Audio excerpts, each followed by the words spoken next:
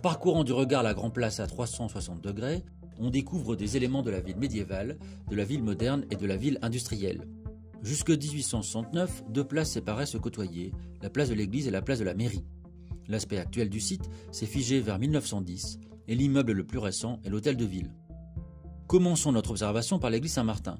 C'est le plus ancien édifice de la ville.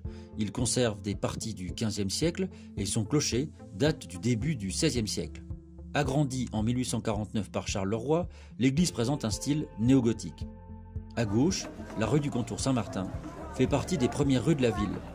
L'Hôtel de France et les immeubles voisins existent déjà au début du XIXe siècle. Quant à la rue du Vieil Abreuvoir, également médiévale, elle doit son nom à un abreuvoir pour chevaux présent à l'entrée de la rue jusque dans les années 1820. L'avenue Jean-Baptiste Lebas est percée en 1882 à travers les rues existantes. C'est alors la rue de la Gare. La municipalité fait réaliser cette large voie pour relier la Grande Place à la gare, édifiée 4 ans plus tard, en 1886. La rue est rebaptisée du nom du maire mort en déportation en Allemagne en 1944. Les maisons à l'ouest datent des années 1880.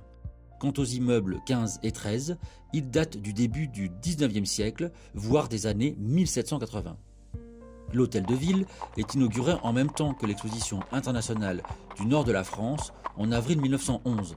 Incarnation de l'apogée de la ville industrielle, siège de la Bourse mondiale de la laine, sa façade porte une monumentale frise de 50 mètres de long, rendant hommage aux ouvriers de la laine et du coton, actifs de la récolte à l'expédition. Les beaux immeubles fermant la place à l'est, côté Grande Rue, datent des années 1900. La Grande Rue elle-même, comme son nom l'indique, est un axe majeur depuis le Moyen-Âge vers Waterloo et la Belgique. Enfin, les maisons anciennes proches du chevet de l'église datent du début du XIXe siècle et sont parmi les plus vieilles de la ville.